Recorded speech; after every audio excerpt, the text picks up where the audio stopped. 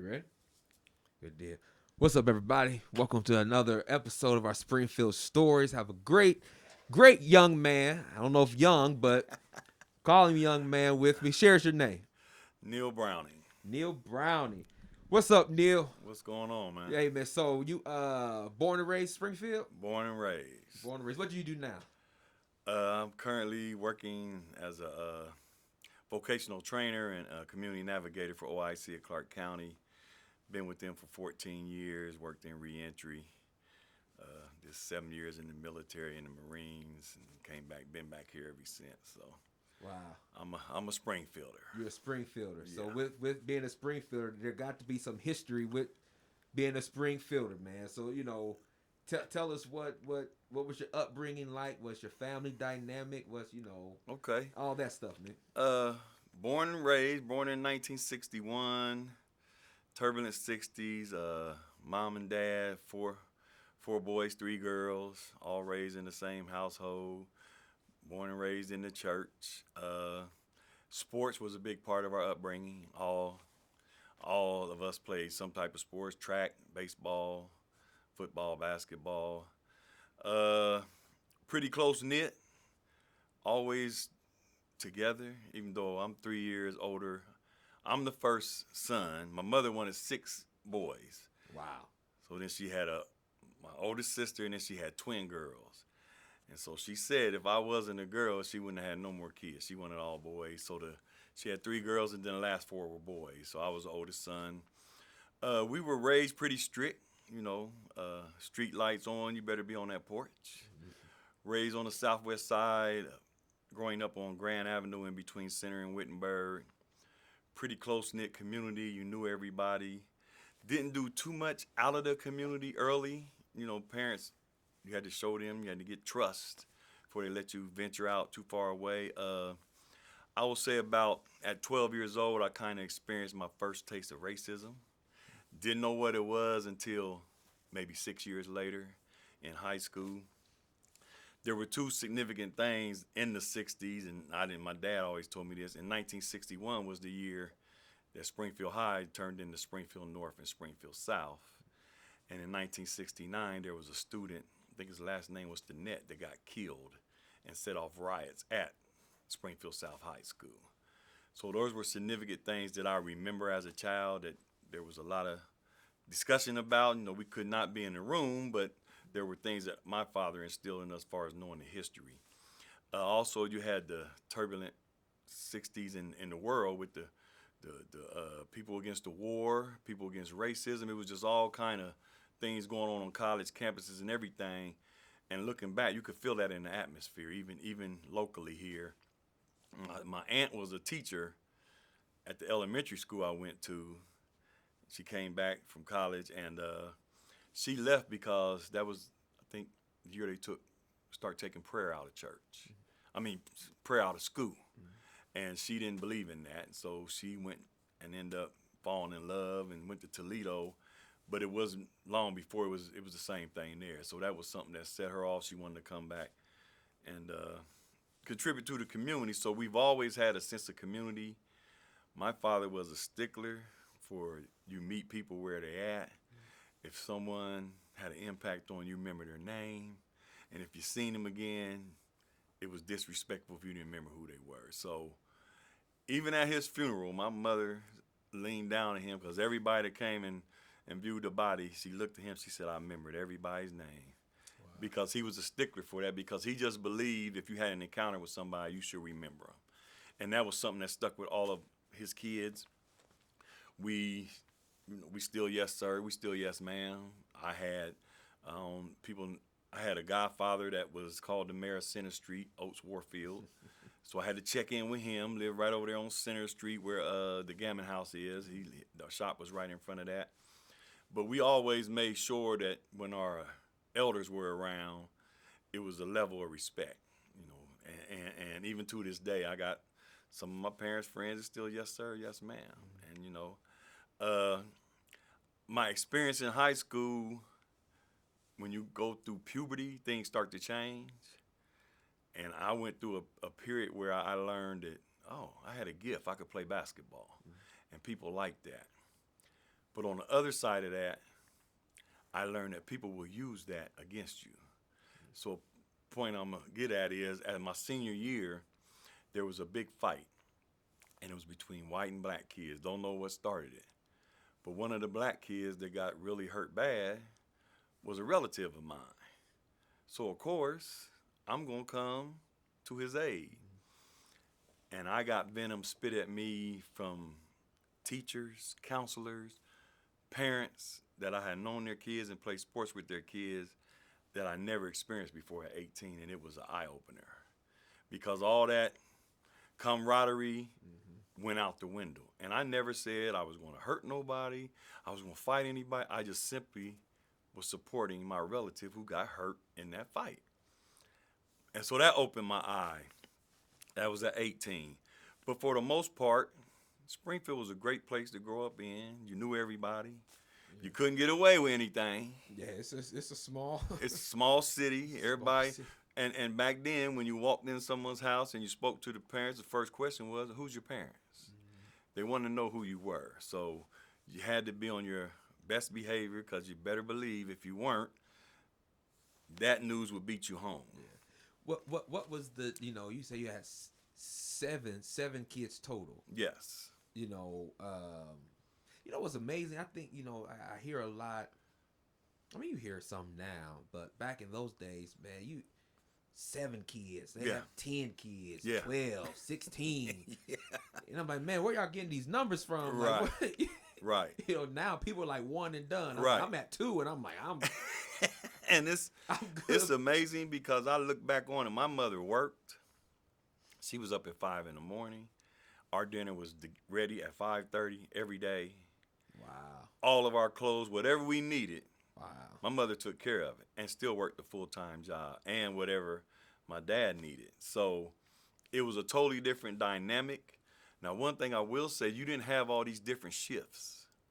So when I turned 16, I turned into a latchkey because in order for my parents to support my older sisters, somebody had to stay home with the younger. Yeah. So at 16, I was held responsible when they go to the track meet. Hey, you got your younger brothers. And that's how I learned how to cook. I learned how to clean.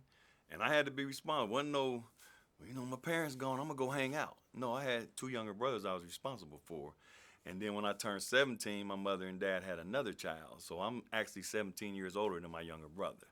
Wow. Yeah, we was on the way to my basketball game, and my mom, I never forget it. I didn't know she was pregnant. She just looked at my dad and said, "My water broke." Like, nondescript. And he's jumping up and running around, and I'm looking, and Daddy, we'll walk to the game. Don't worry about it. Take her to the hospital. And she was just as cool because this was her 7th child. I mean, it's a 7th child. And so I didn't know she was pregnant. My sisters did, but I was like, how did she do that for 9 months? So, the era was different.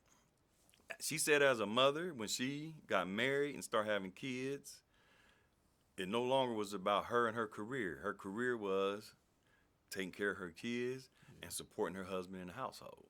Different time, right. Not to say nothing's wrong with it, but that was her charge. She still was able to have a nice career, worked at Wright-Patterson for 35 years and everything. It just was a different era, but there were some values and some things that we took from that. So as we grew, when our kids came along, they got raised in the same type of household. And a lot of them, like my oldest son at 13, he was looking around like, man, I don't understand all these chores. And, and I'm like, well, dude, these are the rules. Yeah. So I think he was 13 in 1992. You just kind of start seeing a change, and to be honest, we weren't in the same household. I had him in high school at 17. Kind of skipped over that. So we'll get back to all that. Yeah, get back to that. So that was something that was a game changer because I still was a baby trying to raise a baby. Didn't know what I was doing. Yeah, it's let's pull on that, man, because as you get to high school, right? You say you have your first child. Yeah. In high school, so how did that dynamic shift? From sports. How did your parents receive that well? Like, what was that process like for you as a 17-year-old? At 17, I had no clue the ramifications, but that was starting to become a thing in my generation. Like 4 or 5 of my close friends, we all had kids in high school. My parents, they were pretty upset because they figured they had talked to me enough about sex, but to be honest, they just said don't have it. So there was no, it's going to mess with you emotionally, and if you're not attached with the right woman, it was nothing like when they grew up because they've been together since they were 13. That's all they ever knew was each other. So they didn't give me that part of it. Just like, Neal, you don't need to be having sex right now. Well, of course, Right. that's what I lean toward. And in my mind, I'm this great athlete. All these people in the locker room is saying we having sex. So wait a minute, you mean I'm the only virgin in here, and I'm the man? But what I come to find out later, that was a bunch of locker room talk. Yeah. Them dudes was lying, and here I end up with a child. So my parents weren't too happy. But my dad and mom had got to a point where they started allowing us to express ourselves a little more. What are you feeling? We're going to support you. I mean, we don't want you just to stop any of your dreams. You just made it a little more difficult because now you have a responsibility, and we're not going to let you run from that. So my senior year, having the best time of my life, on some Fridays after a basketball game, I had my son on my chest. I couldn't go to the parties. Couldn't go to the dances because one thing they said, you had this child. Just don't assume that we're going to be babysitting. Yeah. So it was a game changer. I had a little more responsibility, and it was mentally. I always said in any situation when I start having kids, what did my dad do? So even as far as after I had the baby, and I tried to go to school, wasn't mature enough, so I ended up going to Marines. Because if I wasn't going to college, I had to do something to take care of my child. And at that time, those good industrial paying jobs around here were kind of drying up. So you either went to college, if you were lucky, you got in at Navistar or some of those other places. But usually, those weren't ready available like they were 10 years before. Right. So I went in the military and enjoyed it. Also ran into, a lot of racism in there. And I'm bringing that up because you don't know it's racism until you understand what racism is. And once you get older and have an understanding of it, you can identify it. But it also helps you to respond to it in the proper way. Right. So at first when I was angry, like, well, how y'all coming at me like this? Then as I grew, like in the military, we supposed to be calamity. We supposed to, go in the foxhole together. We'll die for each other. But then you have a problem with me because of my skin color. So I had a choice to make. Was that gonna keep Neal angry all his life because you couldn't get away from it, or were you gonna learn how to respond to it and not take it personal? Some people just were raised to be racist. Right. So that was a turning point for me because I had a lieutenant colonel who was from the deep South, Mississippi. And we had a big fallout, and he pulled me, even though I wasn't where the incident happened, he pulled me because he said, you're a leader. And the first thing I said, why are you coming to me? I didn't call nobody no nigger. I didn't say nothing crazy. Why are you coming at me? Go to the white guy. Nope. You're a leader, and I need you in this situation to help with the guys who are in an uproar. And I was 22 years old.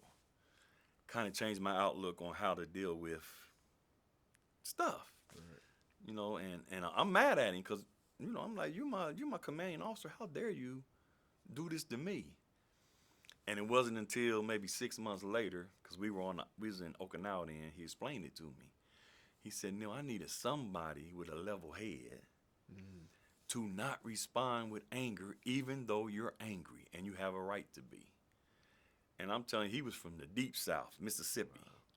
And for him in the 80s to take that approach, it kind of changed me that, okay, here's one white guy that took one way. Here's another white man that took another way. So I got to stop categorizing everybody the same. Yeah. You know what I mean? I got to recognize it, but that don't mean everybody's the same. I got to give everybody opportunity. So at that point, I re-enlisted for 3 more years. Got married. Lord knows I didn't have no business being married. So what was that? So 21 years old, oh, already man, with so a child. You go from 17 having a child. Yeah, You're in the Marines. yeah, You know, and one thing, man, I applaud those who are military, Marines, and Yes, Navy, sir. US, whatever you do. Right. I applaud you. I couldn't do it. I ran from them. I get it. That was my portion I in get life. it. When they came to me for in high school, I purposely went the other way. The way, yeah. I just can't. And I joke, man. I was telling my friend, I said, I just can't take another person Right, hollering at me. right. Yeah.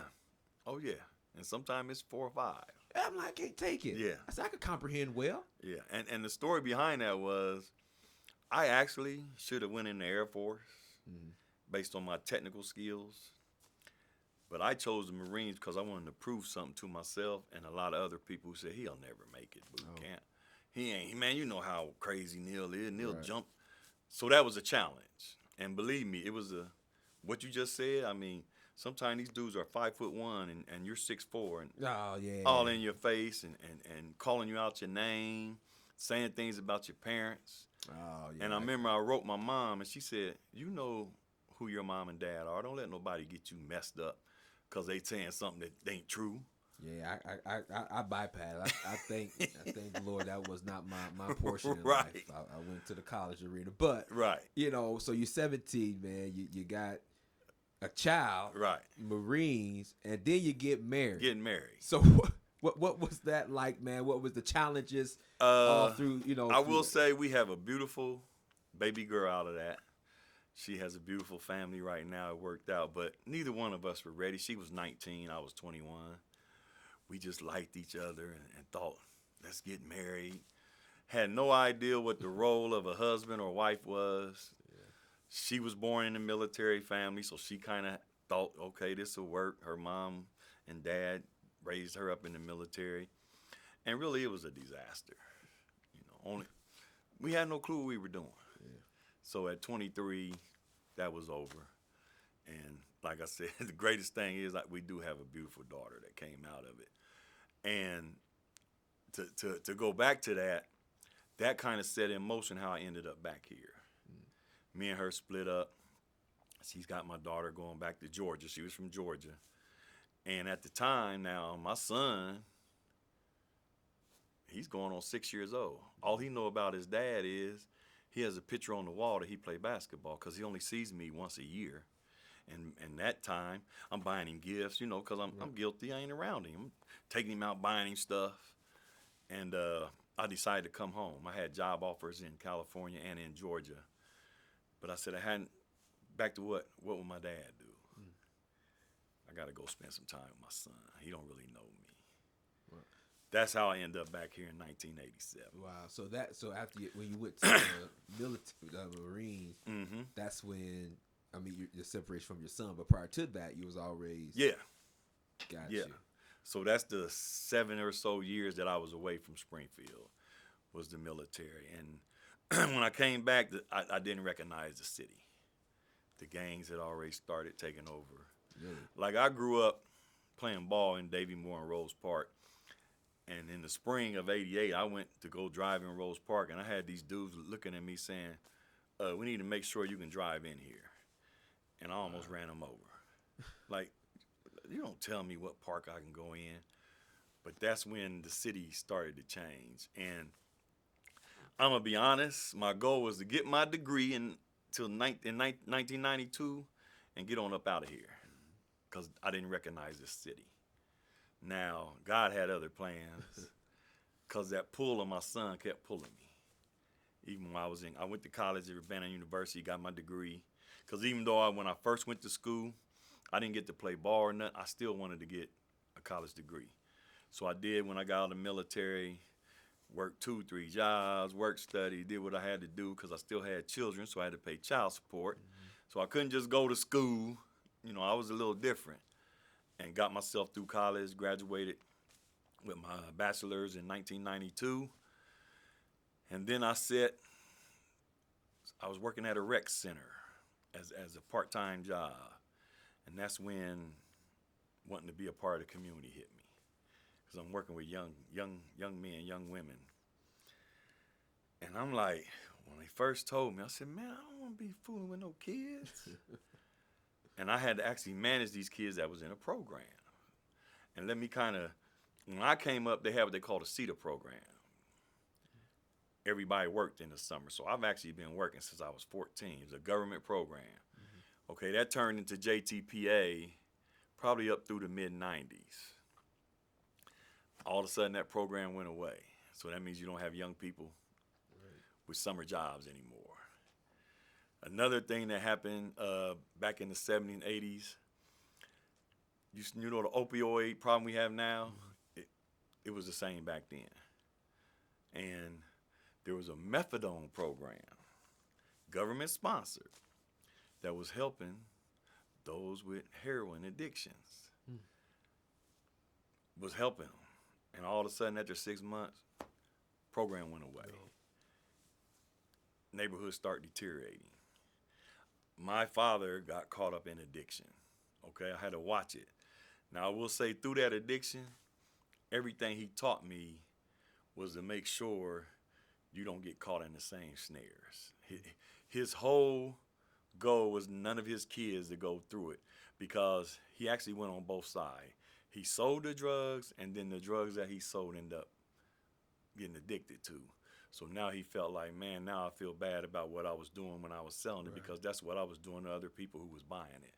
And he got to feel that himself. So I would say the last 6 years of his life was geared toward, listen, this is what you got to watch. Be careful with this.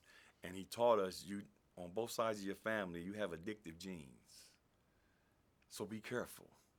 I know you're grown, you're in the military, you think you know it all, and they urge y'all, and y'all can just go drink up the bar and all that. I get it, you're a tough guy, but son, be careful so you don't fall into that addiction. So that was a part of my life I didn't know then it would be a catalyst for what I would do later when I started working with young people, because my actual first full-time job, I worked at a drug prevention program.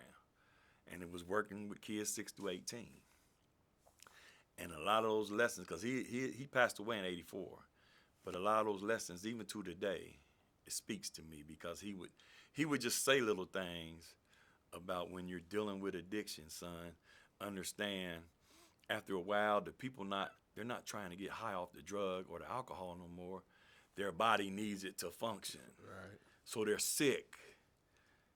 And you have to understand that if you're going to get through to somebody, you got to go from the transition of them wanting to be high and in a mind-altering state to their body needs it to function. So those were things that I already had a little background on, and it was no accident. I ended up working in the drug prevention program all during my college.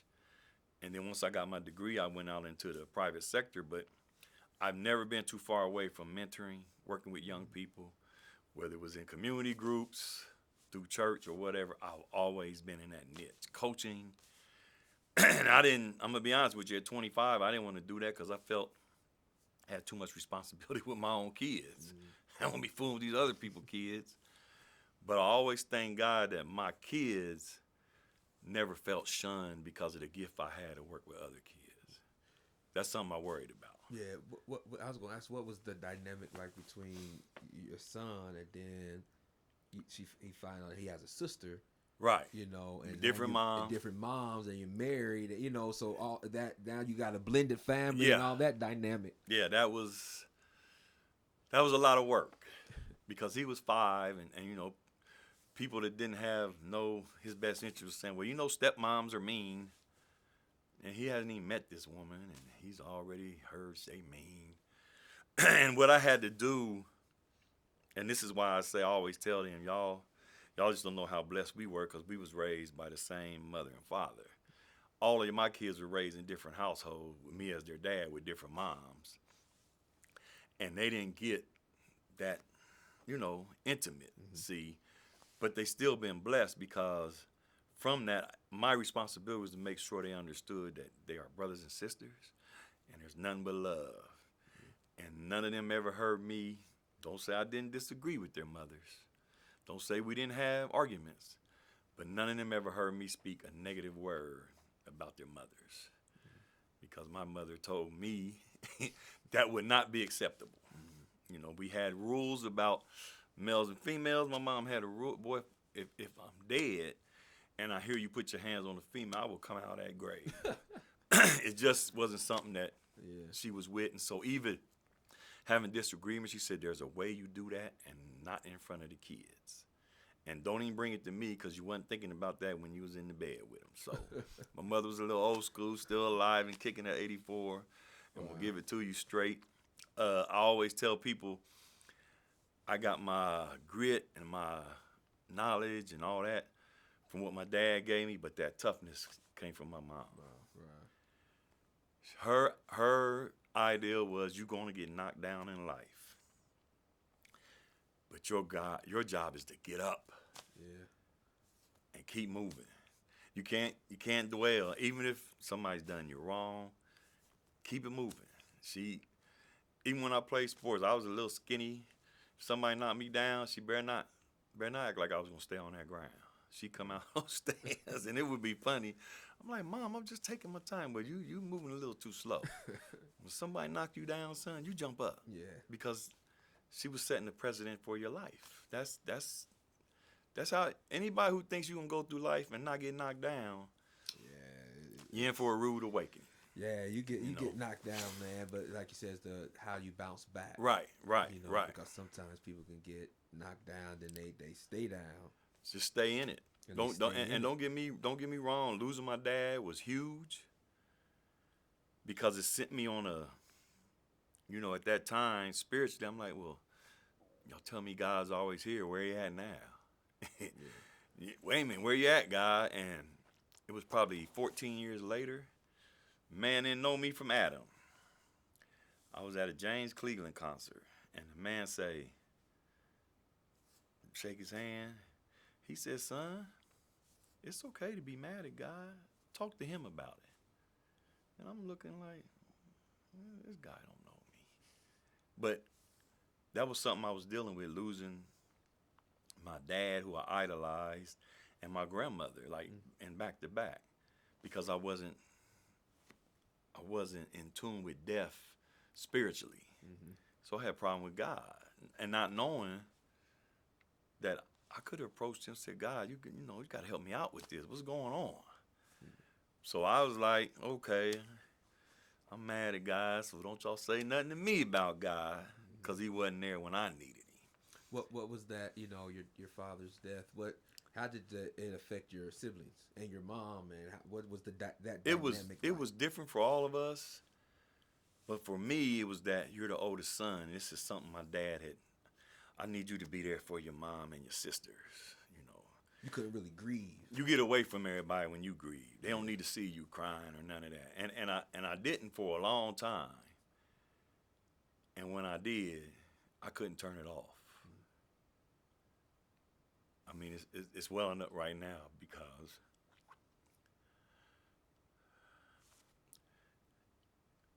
and I get it as a father. When he left, I was 22, and I didn't know what I was doing. Couldn't go to my mom. So I felt lost. And for a long time, that anger, and I'm just be real, you mix anger and alcohol and drugs, ticking time bomb. And it wasn't until I first forgave myself for feeling like that at God, and then forgave my dad for leaving me. I just felt like you could have did something different, and I could have had you. But I had to realize as I grew spiritually, that had nothing to do with him. It was his time. And I should have leaned on what I knew spiritually as God. But at that time, I was angry. And I mean, I couldn't go to family gatherings. I would just blow up. I can remember times when I would come to my mom's house and I could see her praying, please do not let him come in here raising no hell. Yeah. And I knew I went through this period, and it took, I'm going to be honest, it took some real look in the mirror and take everybody else out of it. Who are you really mad at? I was mad at me. I had been given tools, but I was willing to place blame that my dad ain't here and I don't know what I'm doing. So I took the easy way out. Once I looked in the mirror and said, okay, when I didn't like what I seen coming back in that mirror, then I did something about it. And what I did was get back to my roots of spirituality. You know, start getting yourself in a relationship back with God. Do you feel, man, that then we can move on and wrap it up? But do you feel like some young, I'm not gonna say all young people, I don't want, like, we can't categorize them all in Right. the same place, but some young men specifically feel the same way, like the reason why they're lashing out and acting out is because they're really upset with themselves, because Yes. I've been given the tools. There's people in my life that's helped me, but I didn't choose. I don't apply it, so I just lash out Yes. other ways to kind of take the blame off the fact that it's really my fault. Yes. I just dealing with young men, I know it. And I can see it because I lived it. Yeah. And I can tell them, look, man, if you don't get that anger taken care of, it's going to take you to places you don't want to go. And sometimes you're not guaranteed to come back. Yeah. Now, see, I had, and this is, I think, is a difference, I had somewhere to come back to. I was taught spiritually. Some of our young men, where do they go to if they didn't have it? If they never had it, where do they go when they get to that point? They don't have nowhere to go but cross that line. And that's why I always tell young people, I was blessed to the point when I finally said what I needed to do, I could go back to something I already had. Sometimes y'all around young people who didn't get it.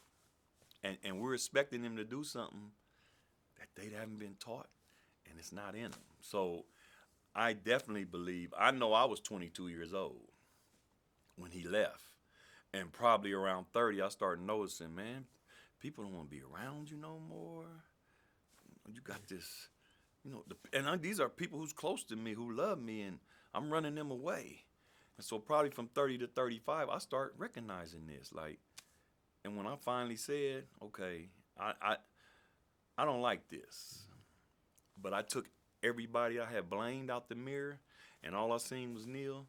That's when I said, you really mad at yourself, because you could be doing better. Wow. Because you have been given the tools. Wow. So if you think about it at that age, 30 to 35, take somebody who's 12, 14, 16, 18, Yeah. disappointed, didn't have the upbringing I had. Don't know if they had a father in their life at all, or a mother. You don't even know in these days. So, yeah, I think it has a real strong effect on our young men these days, especially our young men and our young ladies. Yeah. Yeah. So you bring it. So you're divorced, 2 kids. Yeah. And then walk us through the rest of the journey, man, to where you are Now. Now. So while I'm in college, have another child, not married, and graduate, start in the workforce after I leave the drug prevention program. Then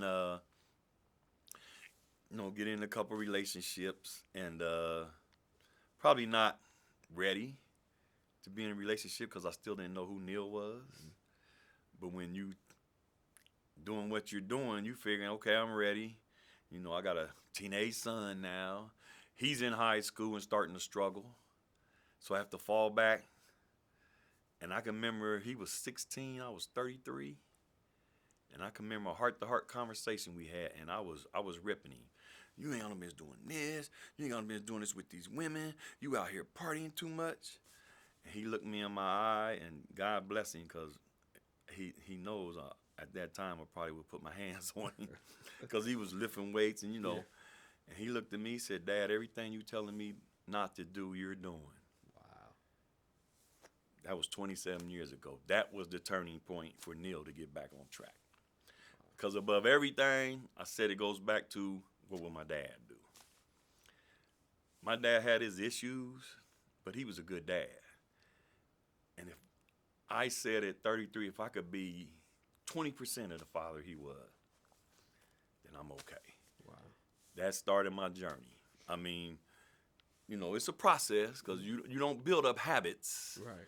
and just turn them off. Not overnight. You have to. It took you this long to gain that habit. It's gonna take you probably longer to get rid of it. So it was a process, but it was spiritual awakening. It was trusting God.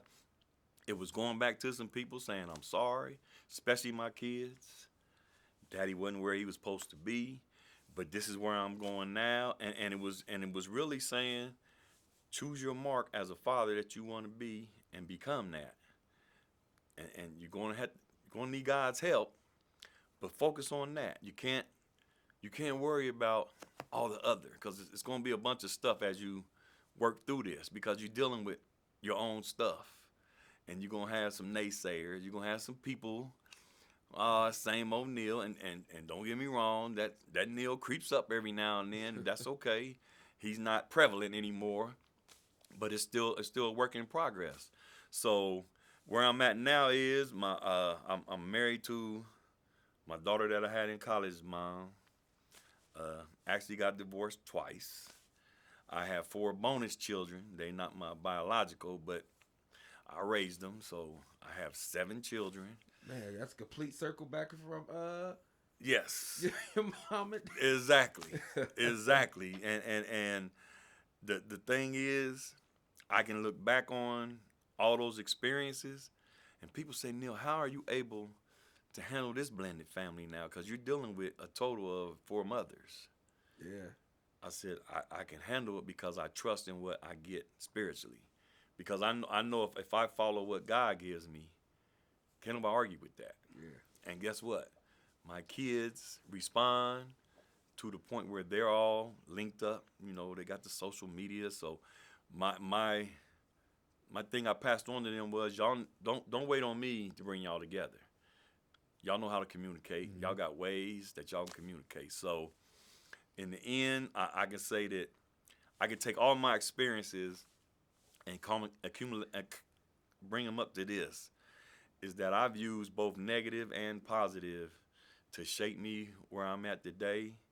And even the negative and positive of growing up in Springfield, I still have a lot of positive thoughts about what's ahead. I might not see it, but I have a lot of positive thoughts about what's ahead for this community. Yeah. What is one, as we wrap up, man? What is, and it's great. I will say that the relationship, with 4 mothers, kids, is able to come together. Right. Not saying everything, man, is all peaches Right. and but it's very rare that you see that. Right. Typically there's a gap somewhere. Yes. But the fact that it's able to come together, man, is a blessing. But as we wrap up, you say you see positive things for Springfield, and I like to ask people, what's one? I mean, there's multiple, but what is something positive that you see now, man, that excites you, that's happening in the city? Because we always can hear the negative, right? And we can't be naive. Yeah, it's out there. There's negatives out there. Mm-hmm. There's a lot of stuff out there, fluff. And, it is That's what right. it is. But there got to be something positive, right? In there. So what do you see as we wrap up? I think the main thing I see is the opportunity for people to be cooperative and work as a unit, and also the opportunity for voices that have not been heard for years to be heard in a positive way. In other words, it used to be those on the Southwest side thought they had to yell and scream for people to understand. Well, now we're sitting at the table. We don't have to yell and scream. We just got to be at the table and express it and follow through with it and be vigilant in order that this city can be representative on every side of town, south, west, east, north, that it could still look the same in its own way based on that demographic. That Right. there still can be positive outcomes, that we still can flourish. And we're a small city, but that doesn't mean we can't flourish. Yeah, 100%. Because I Yeah. think sometimes, man, in our world, we want all of the neighborhoods to look alike. Right. You know, Right.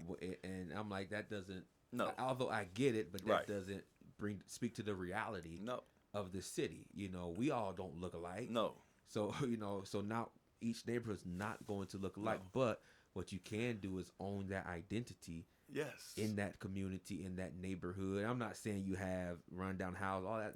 That's something totally different. But Right. you can have an identity, Right. and own that, and be be true And, to what that is. That's why I think it's positive, because there's uniqueness in that. So no, we don't want every angle of the city to look the same. You want to be unique based on your demographic. Yeah. Your older demographic is not going to be the same as your younger demographic. Right. They're going to get into other things. So yeah, you want that balance of different opportunities and different things for everybody. That's what makes a smaller city flourish, is if you do have uniqueness. And people need to recognize that based on the demographic of an area, that's going to determine the uniqueness of it. Right. And not say, I want what that is. No, you got to find out what's unique about where you're at and lock in on that demographic and make it positive, make it work. Good deal.